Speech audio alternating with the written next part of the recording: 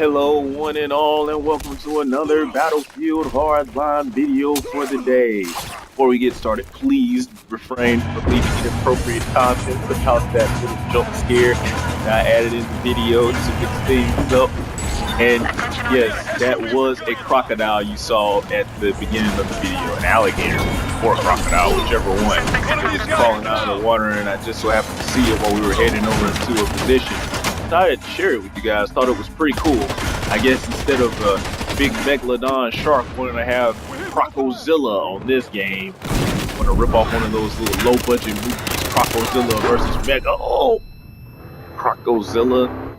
That you have to kind of get used to on this game. If you're near a road or street or whatever, eventually you will be ran over. This happens to be most times on this game. It's just so up there.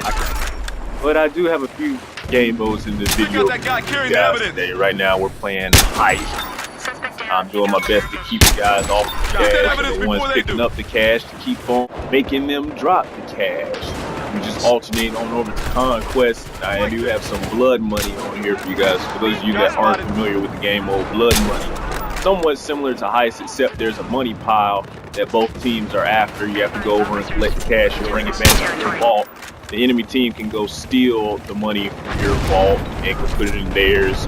Players carry these big bags of money on their back, and whenever you shoot them, they drop their money, and you can go grab it. It'll show up as a green circles on the mini map.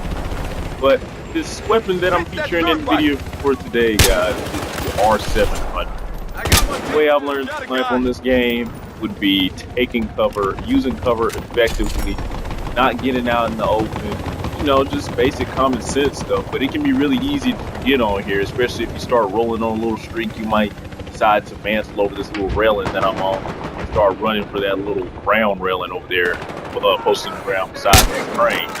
Now imagine if I would have did that and I was running as all those guys. I most definitely would have died. Somebody probably would have shot me as I ran across, because you know it doesn't take much to kill you on this game. So you miss one shot, or you're just too far out in the open, you'll die before you can even get a chance to respawn. I warm you guys up to a very special clip that I have stored here. I'm going to show a few knife kills, which is also a part of my sniping game. I like to use my knife or my pistol in close quarters. My knife if I'm feeling stealthy and trying to keep myself off the map, but just stay away from them. Notice how I wasn't able to save that teammate from being put on the floor and by the baseball bat or whatever that guy had, but I did stop him from being interrogated and giving up everybody's position.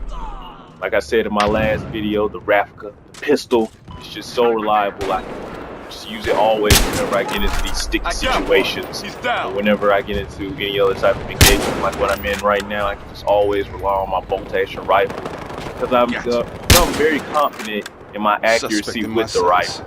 The tip for that is whenever they're, say, about 80 meters out, try and aim for the head. Practice doing that on guys that aren't moving, and then work your way up to guys that are moving. But if a guy is very far away and you don't think you can hit the headshot, try hitting him in the chest twice, killing him that way. Because you don't know, if he's already wounded, your weapon may be able to one-shot kill him. And that's a nice easy kill rather than just letting him run off and kill somebody else. And also, whenever you get into these little engagements where you already know I'm about to run around that corner, he's going to be ready with his pistol. But instead of going at him head on, I hop up on this rock, get an advantage, elevation, hit him with a nice little crossover. He doesn't know where I went, and apparently decided to ignore. He must have thought I died or whatever, but anyway, that's his loss in the fight. Moving on to this next one, I had killed this guy with a laser trip mine, but he has on self-revive, which is only available to the operator class. I didn't notice it at first until I thought his body was glitching out. Then I figured out what he was doing, and I said, "Oh no, boy, you aren't coming back from this!" Which is one of the most epic things that I have seen so far on this game. Now for this last clip, guys, it's playing some blood money with Jack Reaper. Jimmy Bob Joe also has his cameo in here. We are neck and neck with the enemy team, slightly neck and neck. They're about 6 grabs away from winning. The grab limit in this game mode goes to 150. We get close to their spawn after trying to knock their guys out with this armored truck. sadly don't make it through this part, but I managed to destroy the truck still. Since they're so close to winning, we get our entire squad over here and we try to hold down this spot and keep them from placing their cash on the position. We should try to hold this down for as long as possible. I chose to go with my enforcer class to be a little bit more effective than a recon.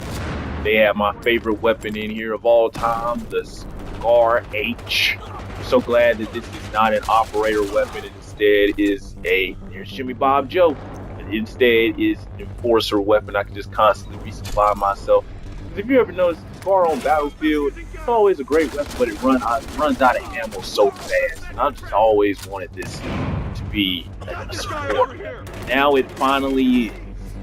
The 1911, well, I probably won't come back so anytime soon. I've never really been too much of a big fan of the 1911. But the guys are just trying to keep on running in here and plant their cash. While we're in here, they get to the point where they realize that they're not going to kill all of us because we're just too unstoppable.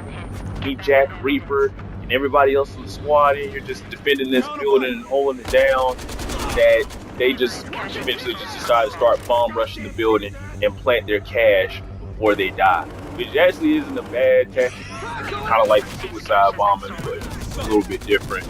As they're starting to throw gas grenades in there and smoke us out.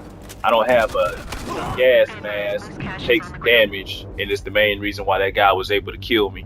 I don't believe he would have been able to if the gas wouldn't have damaged me slightly, but I managed to still spawn back in on our guys before we get wiped out. They managed to pull their armored truck up, which acts as a mobile spawn beacon. You'll see it pull up coming up the street right now. There it is. They just constantly keep on spawning in on that and eventually overwhelm us. Against all odds, we aren't able to destroy the truck because we're all out of grenades, nearly everything. They just eventually bomb rush the building, manage to get their cash in there before I can sneak around back and stop this guy from running in the building and planting his cash. Anyway, hope you guys enjoyed the video for the day, and I will see you next time.